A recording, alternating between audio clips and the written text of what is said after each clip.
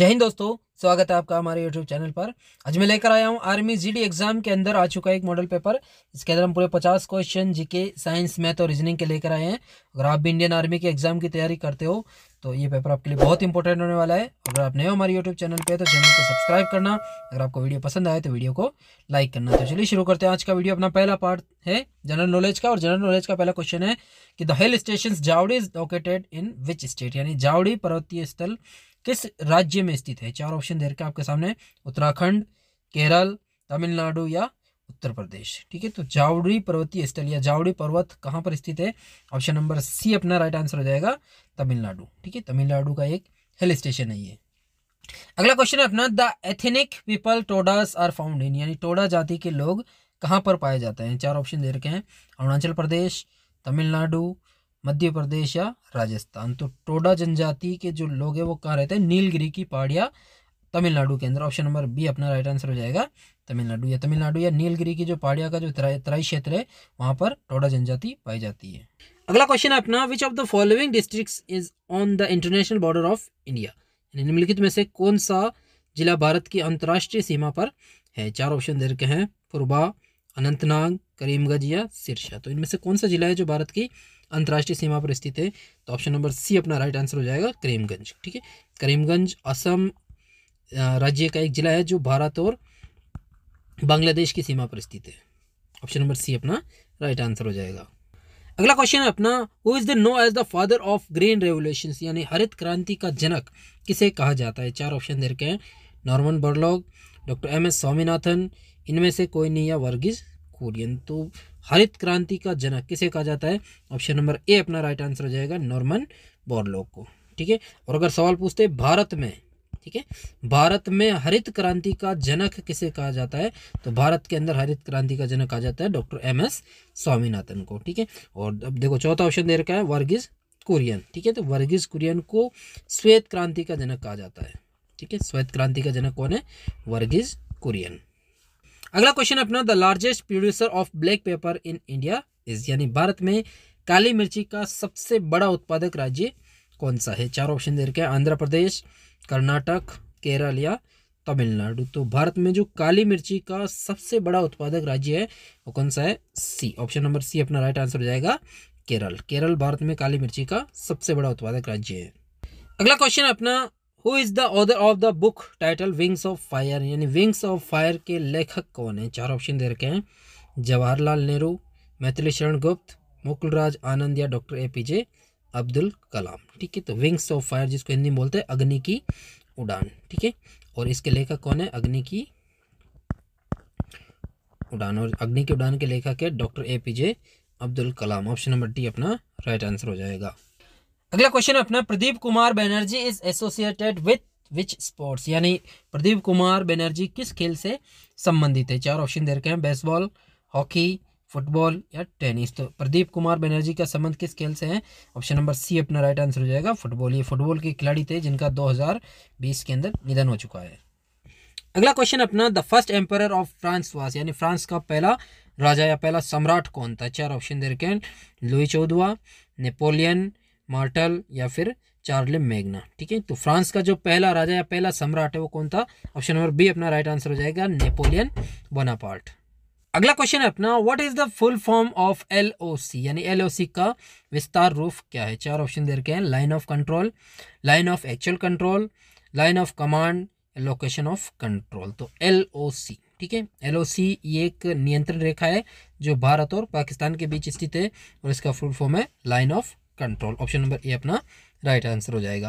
और अगर पूछे LAC, ठीक है, जो भारत और चीन के बीच स्थित है ये सीमा रेखा, LAC की फुल फॉर्म क्या है? तो फिर LAC की फुल फॉर्म आ जाएगी लाइन ऑफ एक्चुअल कंट्रोल। अगला क्वेश्चन है अपना, joint stream of Ganga and Brahmaputra is known by, यानी गंगा एवं ब्रह्मपुत्र की संयुक्त जलधारा क्या कहलाती है। ठीक है, जब गंगा और ब्रह्मपुत्र नदी एक हो जाती है तब उनकी जो संयुक्त जलधारा है वो क्या कहलाती है। चार ऑप्शन दे रखे हैं, सांगपो, मेघना, जमुना या फिर पद्मा। ठीक है, तो गंगा और ब्रह्मपुत्र की जो संयुक्त जलधारा उसको क्या कहा जाता है? मेघना नदी। ऑप्शन नंबर बी अपना राइट आंसर हो जाएगा, मेघना नदी। अगला क्वेश्चन है अपना, who had established the four मठ्स और monastic seats in the four corner of India, यानी भारत के चारों कोनों में मठों की स्थापना किसके द्वारा की गई है? चार ऑप्शन दे रखे हैं, रामानुजाचार्य, शंकराचार्य, भास्कराचार्य या माधवाचार्य। तो भारत के अंदर चारों दिशाओं में चारों कोनों पर जो मठों की स्थापना वो किसके द्वारा की गई है? ऑप्शन नंबर बी अपना राइट आंसर हो जाएगा, शंकराचार्य द्वारा। ठीक है, और शंकराचार्य ने चारों मठों की स्थापना कहाँ कहाँ पर की? तो देखो दक्षिण के अंदर आता है रामेश्वर, ठीक है, दक्षिण के अंदर आता है रामेश्वर। और अगर हम बात करें पूर्व की तरफ, तो पूर्व की तरफ पूरी उड़ीसा के अंदर आता है, ठीक है। और जो द्वारका एक मठ है द्वारका के अंदर, जो पश्चिम का मठ है, ठीक है, द्वारका गुजरात के अंदर, ठीक है। और जो पूरा उत्तर की तरफ है, उत्तर की तरफ जो मठ है वो बद्रीनाथ, ठीक है, उत्तराखंड के अंदर बद्रीनाथ है। टोटल 4 मठों की स्थापना शंकराचार्य द्वारा की गई है और चारों कोनों के अंदर की गई है। अगला क्वेश्चन है अपना, who founded the servant of India society, यानी सर्वेंट ऑफ इंडिया सोसाइटी की नींव रखी गई थी? चार ऑप्शन दे रखे हैं, चित्तरंजन दास, गोपाल कृष्ण गोखले, बाल गंगाधर तिलक या लाला हरदयाल। ठीक है, तो सर्वेंट ऑफ इंडिया सोसाइटी की जो स्थापना वो किसके द्वारा की गई थी? ऑप्शन नंबर बी अपना राइट आंसर हो जाएगा, गोपाल कृष्ण गोखले द्वारा। इन्होंने 12 जून, ठीक है, 12 जून 1905 को सर्वेंट ऑफ इंडिया सोसाइटी की नींव रखी थी। अगला क्वेश्चन अपना, central board of film certifications comes under which of the following ministry of the government?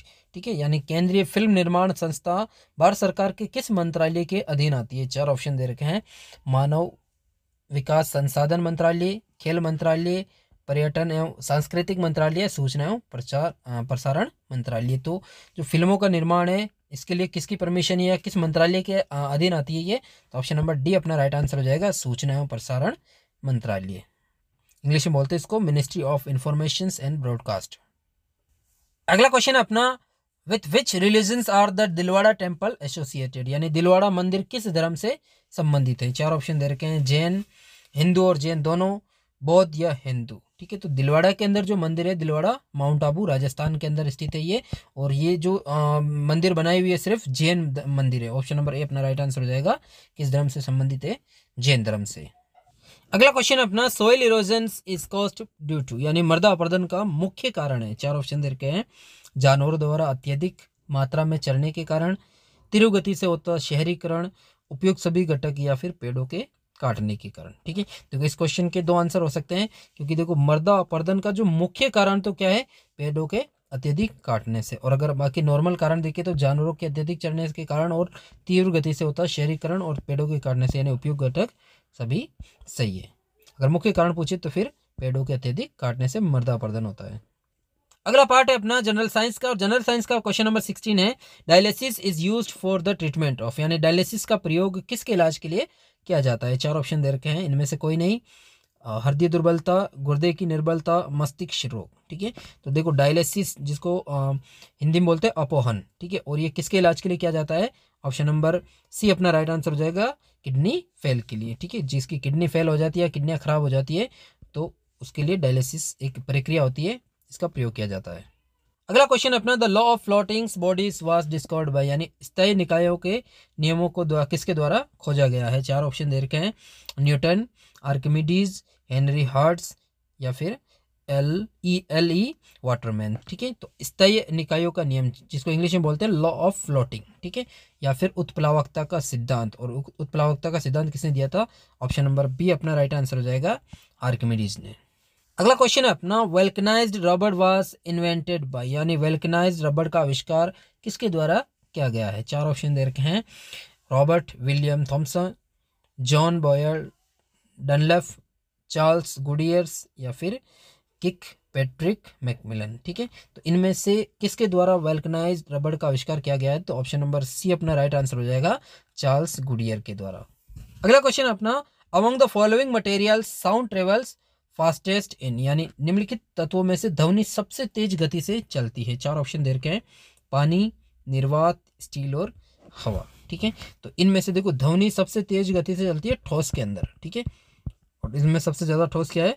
Steel. तो ध्वनि सबसे ज़्यादा किस में चलेगी? स्टील के अंदर। स्टील में ध्वनि की चाल होती है 5000 मीटर पर सेकेंड, पानी के अंदर ध्वनि की चाल होती है लगभग 1500 मीटर पर सेकंड। निर्वात के अंदर ध्वनि की चाल होती है 0 मीटर पर सेकंड, यानी निर्वात में साउंड ट्रेवल नहीं कर सकता। और हवा के अंदर होती है 332 मीटर पर सेकंड। तो सबसे तेज किसमें चलती है? स्टील के अंदर। अगला क्वेश्चन अपना, a bullet fired from the rifle has, यानी बंदूक से छोड़ी गई गोली में होती है। 4 ऑप्शन दे रखे हैं, गतिज ऊर्जा, गतिज एवं स्थितिज दोनों, स्थितिज ऊर्जा या इनमें से कोई नहीं। ठीक है, तो अगर कोई बंदूक से गोली छोड़ रहे हैं तो उस बंदूक की छोड़ी गई गोली के अंदर काइनेटिक एनर्जी होती है, यानी गतिज ऊर्जा होती है। और गतिज ऊर्जा का सूत्र क्या है? 1/2 mv²। ठीक है, और दूसरी ऊर्जा होती है स्थितिज ऊर्जा, जिसका फॉर्मूला आता है mgh। अगला क्वेश्चन अपना, the botanical name of T is, यानी चाय का वनस्पतिक नाम क्या है? 4 ऑप्शन दे रखे हैं, कैमेलिया साइनेंसिस, रूबिएसिया, ट्रिटिकम या मेंजिफेरा इंडिका। ठीक है, तो इनमें से चाय का वनस्पतिक या वैज्ञानिक नाम क्या है? ऑप्शन नंबर बी ए अपना राइट आंसर हो जाएगा, कैमेलिया साइनेंसिस। ठीक है, इसको थिया साइनेंसिस भी कहा जाता है। अगला क्वेश्चन अपना, green colour pigments present in leaves is called, यानी पत्तियों में मौजूद हरे रंग वर्ण को क्या कहते हैं? 4 ऑप्शन दे रखे हैं, क्लोरोफिल, प्योकोबिलिन, केरोटीन या जेंतोफिल। ठीक है, तो पत्तियों के अंदर जो पत्तियों का रंग हरा होता है वो किस वर्ण के कारण होता है? ऑप्शन नंबर ए अपना राइट आंसर हो जाएगा, क्लोरोफिल। ठीक है, क्लोरोफिल जिसको हिंदी में बोलते हैं हरित लवक, जिसके कारण पत्तियों का रंग हरा होता है। अगला क्वेश्चन है अपना, डेक्टिलोग्राफी इज स्टडी ऑफ, यानी डेक्टिलोग्राफी किसका अध्ययन है? 4 ऑप्शन दे रखे हैं, फिंगरप्रिंट्स, कार्बन डेटिंग, लिखावट या फॉरेंसिक। ठीक है, तो डेक्टिलोग्राफी के अंदर किस चीज़ का अध्ययन किया जाता है? अपनी जो उंगलियां होती है उसके चिन्हों का, फिंगरप्रिंट्स का। ऑप्शन नंबर ए अपना राइट आंसर हो जाएगा, उंगली के जो अपने फिंगरप्रिंट होते हैं उनका अध्ययन क्या कहलाता है? डेक्टिलोग्राफी। अगला क्वेश्चन अपना, लेंस इज मेड ऑफ। ठीक है, लेंस किससे बनता है? 4 ऑप्शन दे रखे हैं, सामान्य ग्लास, फ्लिंट ग्लास, पिरेक्स ग्लास या फिर कोबाल्ट ग्लास से। ठीक है, तो लेंस का जो निर्माण है वो कौन से ग्लास से होता है या कौन से ग्लास से होता है? ऑप्शन नंबर बी अपना राइट आंसर हो जाएगा, फ्लिंट ग्लास से। अगला क्वेश्चन अपना, the hardest form of carbon is, यानी कार्बन का सबसे कठोर रूप कौन सा है? 4 ऑप्शन दे रखे हैं, हीरा, कोयला, ग्रेफाइट या चारकोल। तो कार्बन का जो सबसे कठोर रूप होता है वो क्या होता है? ऑप्शन नंबर ए अपना राइट आंसर हो जाएगा, हीरा। हीरा कार्बन का सबसे कठोर रूप है। अगला क्वेश्चन अपना, the instrument use to measure the concentration of salt water is, यानी खारे पानी की सांद्रता मापने के लिए इस्तेमाल किया जाने वाला उपकरण कौन सा है? 4 ऑप्शन दे रखे हैं, फाथोमीटर, सेलिनोमीटर, गैल्वेनोमीटर या पीएच मीटर। ठीक, तो इनमें से खारे पानी की सांद्रता नापने के लिए किस उपकरण का प्रयोग किया जाता है? ऑप्शन नंबर बी अपना राइट आंसर हो जाएगा, सेलिनोमीटर का। अगला क्वेश्चन अपना, the green house effect is mainly due to the increase the atmosphere, यानी ग्रीन हाउस प्रभाव मुख्य रूप से वायुमंडल में किसकी वृद्धि की वजह से है? 4 ऑप्शन दे रखे हैं, carbon monoxide, ozone, carbon dioxide या नाइट्रोजन। तो इनमें से कौन सी गैस की वृद्धि के कारण अपने ग्रीन हाउस प्रभाव होता है? तो ऑप्शन नंबर सी अपना राइट आंसर हो जाएगा, कार्बन डाइऑक्साइड। ठीक है, कार्बन डाइऑक्साइड की वृद्धि की वजह से ग्रीन हाउस प्रभाव में अधिक वृद्धि हो रही है। अगला क्वेश्चन अपना, inverter is a device which converts, यानी इन्वर्टर एक ऐसा उपकरण है जो परिवर्तित करता है। 4 ऑप्शन दे रखे हैं, एसी को एसी में, डीसी को एसी में, एसी को डीसी में या डीसी को टीसी में। ठीक है, इन्वर्टर क्या करता है? अपने डीसी जो वोल्टता होती है उसको एसी में बदलता है। ऑप्शन नंबर बी अपना राइट आंसर हो जाएगा। जबकि रेक्टिफायर का काम क्या है? ठीक है, रेक्टिफायर करता है एसी वोल्टता को डीसी वोल्टता में बदलता है। ठीक है, इन्वर्टर और ये एक दूसरे के विपरीत है। इन्वर्टर एसी को डीसी को एसी में बदलता है और रेक्टिफायर एसी को डीसी में बदलता है। अगला क्वेश्चन है अपना, the common name for potassium carbonate is, यानी पोटेशियम कार्बोनेट का सामान्य नाम क्या है? 4 ऑप्शन दे रखे हैं, पोटास, सिरका, बेकिंग पाउडर या फिर सोडा। ठीक है, तो पोटेशियम कार्बोनेट का सामान्य नाम क्या है? ऑप्शन नंबर ए अपना राइट आंसर हो जाएगा, पोटास। अगला क्वेश्चन अपना, temperature of 295 kelvin is equal to approximately, यानी 295 केल्विन का तापमान कितने लगभग के बराबर होता है? यानी फ़ारेनहाइट के अंदर बताना है 295 डिग्री केल्विन कितने फ़ारेनहाइट के बराबर होता है। तो देखो, केल्विन को सेल्सियस या फिर फ़ारेनहाइट या किसी भी बदलना हो तो एक फॉर्मूला याद रखना कि C/5 इक्वल टू होता है F-32/9 और ये बराबर होता है K + 273/8। 5 के, ठीक है। अगर हम सेल्सियस और फ़ारेनहाइट का देखते हैं तो इससे देख सकते हैं, फ़ारेनहाइट और केल्विन का देखते हैं तो इससे देख सकते हैं, और सेल्सियस और केल्विन का देखते हैं तो फिर इन दोनों से देख सकते हैं। तो यहाँ अपने पास देखो केल्विन को बदलना है फ़ारेनहाइट के अंदर, तो हम ये वाला फॉर्मूला यूज़ करेंगे, ठीक है, कि F माइनस 32/9 बराबर है K प्लस ये K माइनस, ठीक है, ये माइनस होता है K माइनस 273/5, ठीक है। अब यहाँ से हम केल्विन को फ़ारेनहाइट में बदल सकते हैं। देखो यहाँ केल्विन कितना दे रखा है 295, तो K की जगह लिख दो 295, तो ये हो जाएगा अपने पास F माइनस 32/9 बराबर है 295 माइनस 273/5, ठीक है। अब देखो अपने पास 295 में से 273 गया तो कितना बचा यहाँ 22, ठीक है। अब इसको आप क्रॉस मल्टीप्लाई कर दो, तो F को 5 से गुणा किया तो ये हो जाएगा 5F माइनस 32 को 5 से गुणा किया तो 160 बराबर के अंदर 9 को अगर 22 से गुणा करेंगे तो 198, ये माइनस का 160 इधर आएगा तो प्लस का 160 हो जाएगा, तो ये बचा अपने पास 5F बराबर 198 प्लस 160। अब दोनों को जोड़ लो तो 5F बराबर हो जाएगा 8, 5 और 3, और ये 5 गुणा का कहाँ चला जाएगा भाग के अंदर, 5 7 35, 5 1 कम 5 बच गया 3, और या 0 लगा दो 5 6 30, तो कितना है अपने पास 71.6 फ़ारेनहाइट, ठीक है।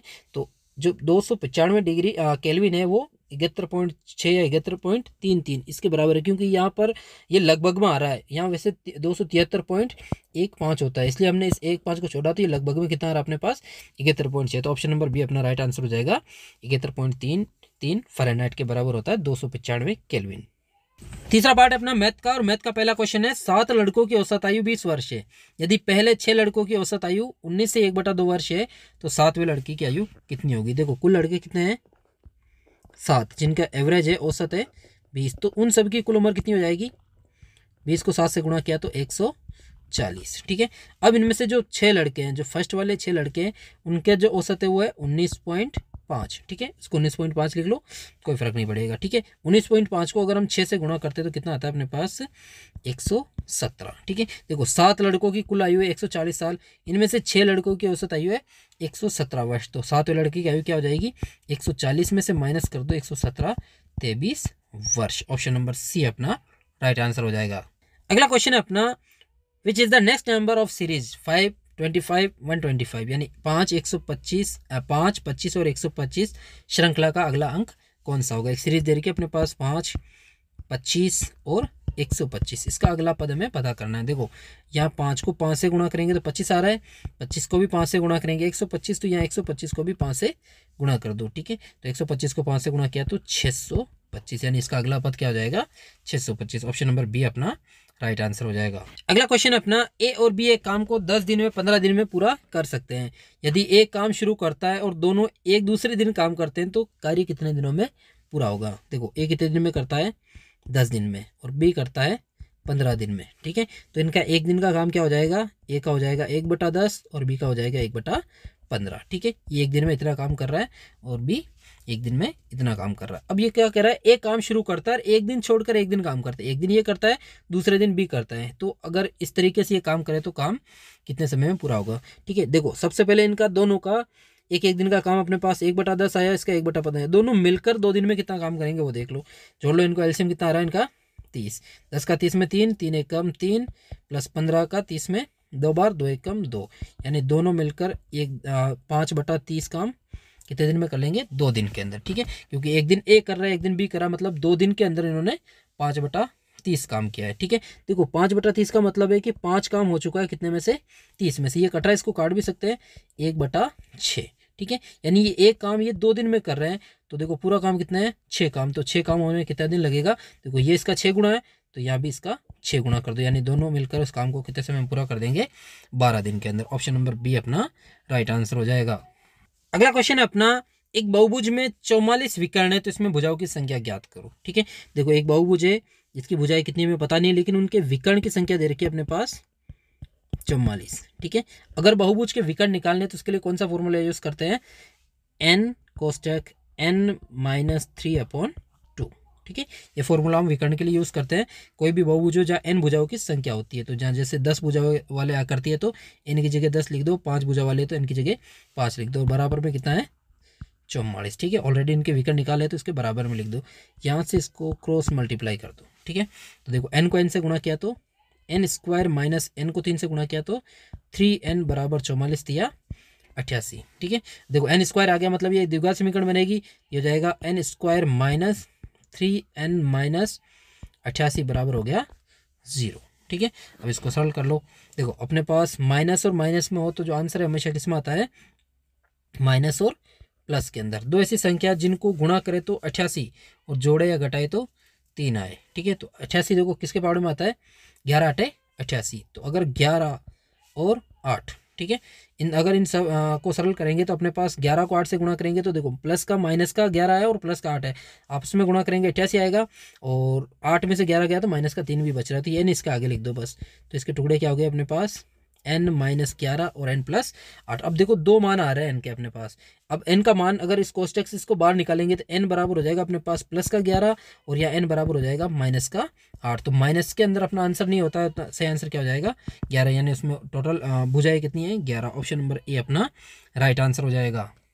अगला क्वेश्चन दे रखा है, ज्ञात कीजिए कि श्रृंखला की अगली संख्या कौन सी है। देखो सीरीज दे रखी है अपने पास 31 7 25 13 19 19 और 13। इसका अगला पद हमें पता करना है। देखो यहाँ पर कोई नंबर सेम आ रहा है, कहीं बढ़ रहा है कहीं घट रहा है, तो देख लो सीरीज कूद कूद के चलेगी, ज़्यादातर चांस क्या होता है उसके, सीरीज कूद कूद के चलेगी। तो देखो ये कूद कूद के चल रही है और ये कूद कूद के चल रही है। देखो 31 के बाद 25 आ रहा है, क्या कर रहा है ये, माइनस का 6 कर रहा है। 25 के बाद 19 आ रहा है, यहाँ भी माइनस का 6 कर रहा है। 19 के बाद 13 आ रहा है, यहाँ भी माइनस का 6 कर रहा है। तो यहाँ भी देखो 7 के बाद 13 आ रहा है तो यहाँ प्लस का 6 कर रहा है, ठीक है। और 13 के बाद 19 आ रहा है तो यहाँ भी प्लस का 6 कर रहा है, तो आगे भी प्लस का 6 कर देगा। तो 19 के अंदर अगर हम 6 जोड़ेंगे 19 के अंदर तो क्या आ जाएगा अगला पद इसका 25, यानी आंसर क्या हो जाएगा ए। ऑप्शन नंबर ए अपना राइट आंसर हो जाएगा। अगला पद होगा इसका 25। अगला क्वेश्चन अपना, एक बल्लेबाज अपनी 12वीं पारी में 63 रन बनाता है जिससे उसके औसत रनों में 2 रन की वृद्धि होती है। तो 12वीं पारी के बाद उसका औसत क्या होगा, ठीक है। देखो औसत से सवाल है, 12वीं पारी से पहले उसने कौन सी पारी खेली, 11वीं पारी। तो उसका 11वीं पारी का औसत हमें पता नहीं है, तो हम औसत मान लेते हैं x। तो उसके कुल रन कितने हो जाएंगे, 11 को x से गुणा किया तो 11x।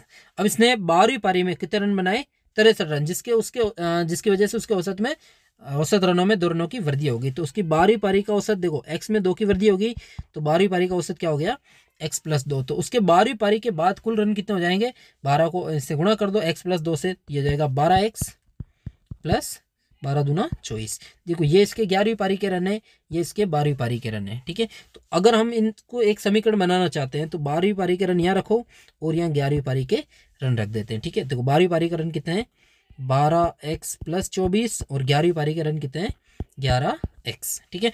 अगर मैं जो 12वीं पारी में जो उसने रन बनाए वो अगर मैं 11वीं पारी में ऐड कर देता हूँ तो ये दोनों रन बराबर हो जाएंगे, ठीक है। जैसे इसके 12वीं पारी में कितने रन है 63 रन, तो वो 63 रन इसके अंदर जोड़ दो, अब ये बराबर हो जाएंगे। अब यहाँ से क्या करेंगे, x का मान निकाल सकते हैं, x एक तरफ कर दो तो 12x यहीं रहेगा, इधर आएगा तो माइनस का 11x बराबर ये 63 यहीं रहेगा, इधर आएगा तो माइनस का 24। तो 12x में से 11x गया तो x और 63 में से 24 गया तो 39, ठीक है। x का मान कितना आया 39। ये जो 39 है उसका x का मान यानी उसकी 11वीं पारी का औसत है। तो हमें पूछ रहा है बताओ 12वीं पारी के बाद उसका औसत क्या होगा, तो 39 यहाँ रखेंगे तो 39 और 2 कितना हो गया 41, यानी 12वीं पारी का उसका औसत क्या हो जाएगा 41 रन। ऑप्शन नंबर सी अपना राइट आंसर हो जाएगा। अगला क्वेश्चन है, दो संख्याओं का अंतर 2 है तथा उनके वर्गों का अंतर 28 है, तो उनका योग ज्ञात करो, ठीक है। देखो दो संख्याओं का अंतर कितना दे रखा है 2, दो संख्या क्या मान लेते हैं हम x और y, जिनका अंतर कितना है, अंतर मतलब माइनस और अंतर है 2, और उनके वर्गों का अंतर मतलब x का स्क्वायर और y का स्क्वायर, इन दोनों का अंतर है 28। तो बताओ उनका योग ज्ञात करना है, यानी x प्लस y का मान पता करना है, ठीक है। देखो x square minus y square एक फॉर्मूला है, अगर इसको हम खोलते तो आता है x प्लस वाई और x माइनस वाई बराबर है 28, ठीक है। अब देखो x माइनस वाई का मान अपने पास 2 है तो यहाँ पर लिख दो 2, तो ये हो जाएगा x प्लस वाई और यहाँ 2 लिख दो बराबर में 28, और ये 2 गुणा का कहाँ चला जाएगा भाग के अंदर, ठीक है। 2 से कट रहा 14 बार, तो x प्लस वाई का मान कितना आया 14। ये तो पूछ रहा है उनका योग ज्ञात करो, तो योग है x प्लस वाई बराबर 14। ऑप्शन नंबर सी अपना राइट आंसर हो जाएगा। अगला क्वेश्चन है, 1589 मिलीग्राम को ग्राम में बदलो, ठीक है। देखो 1589 मिलीग्राम दे रखा है और इस 1589 मिलीग्राम को ग्राम के अंदर बदलना है, ठीक है। तो ध्यान रखना 1 ग्राम के अंदर 1000 मिलीग्राम होता है, कितना मिलीग्राम होता है 1000 मिलीग्राम। तो अगर हम इसमें 1000 का भाग दे देंगे तो ये किस में चेंज हो जाएगा ग्राम के अंदर। तो 3 जीरो है, 3 संख्या छोड़ के पॉइंट लगा दो, आंसर हो जाएगा अपना 1.589 ग्राम। ऑप्शन नंबर बी अपना राइट आंसर हो जाएगा। अगला क्वेश्चन है, यदि कोई घटना घटित नहीं हो सकती है तो इसकी प्रायिकता क्या होगी। तो देखो, कोई घटना जब घटित ही नहीं होती तो इसकी प्रायिकता क्या होती है, 0। ऑप्शन नंबर सी अपना राइट आंसर हो जाएगा। अगला क्वेश्चन है अपना, एक परिमेय और अपरिमेय संख्याओं का गुणनफल होता है। ठीक है, एक परिमेय और अपरिमेय संख्या होती है, उनका अगर आपस में गुणा करें तो उसका मान होता है। 4 ऑप्शन दे रखे हैं, हमेशा एक अपरिमेय संख्या, कभी परिमेय तो कभी अपरिमेय संख्या, या हमेशा एक परिमेय संख्या, या हमेशा एक पूर्णांक। तो अगर एक परिमेय और एक अपरिमेय संख्याओं को अगर आपस में मल्टीप्लाई करेंगे तो उनका जो पूर्णांक होता है उनका गुणा करो, चाहे जोड़ो या घटाओ, ठीक है, उनका जो मान होता है हमेशा एक अपरिमेय संख्या होती है। ऑप्शन नंबर ए अपना राइट आंसर हो जाएगा। अगला क्वेश्चन है, एक त्रिभुज की परिधि 600 मीटर है, यदि अनुपात 12:13:15 हो तो सबसे लंबी भुजा ज्ञात करो। ठीक है, देखो एक त्रिभुज है और इसकी परिधि कितनी दे रखी है, 600 मीटर। ठीक है, त्रिभुज की 3 भुजा होती है, पहली, ये दूसरी और ये तीसरी भुजा। ठीक है, और इनका अनुपात क्या है, 12:13:15। ठीक है, देखो त्रिभुज की परिधि क्या होती है, उनकी तीनों भुजाओं का योग। ठीक है, और योग अपने पास कितना दे रखा है, 600, और 600 का जो अनुपात है वो है 12:13:15। तो बताओ त्रिभुज की सबसे लंबी भुजा क्या होगी। तो देखो, पहली 12 के अनुपात में, दूसरी 13 और तीसरी 15 है, तो इनका योग कितना हो रहा है। ठीक है, अनुपात का योग करते तो कितना हो रहा है, 40, और वास्तव में इनका परिधि का योग कितना है, 600। परिधि कितनी है, 600। तो बताओ सबसे लंबी भुजा, तो देखो सबसे लंबी भुजा 15 है, तो 15 के नीचे x मान के इसको क्रॉस मल्टीप्लाई कर दो, तो x ये हो जाएगा 40, x बराबर 15 इंटू 600, ये 40 गुणा में कहाँ चला जाएगा, भाग के अंदर। 15 देखो 5 से कट रहा है, 5 तिया 15 और 5 आटे 40, और देखो ये 8 से कट रहा है, 8 एकम 8 और 8 7 56, बच गया 4, 8 5 40, 75 12, 75 को 3 से गुणा किया तो 225। तो त्रिभुज की सबसे बड़ी भुजा हो जाएगी 225 centimetre, option 225 metre. Option number A अपना राइट आंसर हो जाएगा। अगला क्वेश्चन है, ज्ञात करो 30% और 1500 प्लस 600 का। ठीक है, यानी 1500 प्लस 600 का 30% में ज्ञात करना है। ठीक है, देखो 1500 और 600 कितना होता है, 2100। 2100 इंटू का मतलब गुणा, और 30% मतलब 30 का आधार क्या हो जाएगा, 100% का आधार हमेशा क्या होता है, 100। ठीक है, इसको सरल कर लो, 1 0 से 1 0, इस 1 0 से ये 1 0 कट गया, 210 को 3 से गुणा कर दो, 3 0 0, 3 एकम 3, 3 दूना 6, तो 630। ऑप्शन नंबर सी अपना राइट आंसर हो जाएगा। अगला क्वेश्चन है अपना, आराइश शब्द के अक्षरों को कितनी बार व्यवस्थित किया जा सकता है। ठीक है, व्यवस्थित करने का मतलब उसके फैक्टर निकालने, किसके, आराइश शब्द के। ठीक है, ARISE।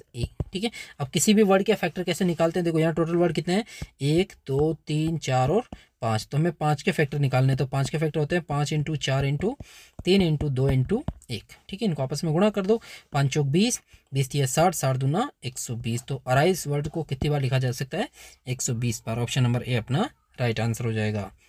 अगला क्वेश्चन है, एक मोटर बोट प्रवाह की निचली दिशा में 9 किलोमीटर की यात्रा करने में 2 घंटे का समय लेती है, और प्रवाह की दिशा में 6 घंटे का समय लेती है, तो बोट की चाल प्रवाह और प्रवाह के विपरीत क्या होगी। देखो, अगर मान लो जैसे नदी है, ठीक है, इसने कहा निचली दिशा में, मतलब धारा के साथ जाने में ये 9 किलोमीटर की यात्रा को 2 घंटे में कर रही है।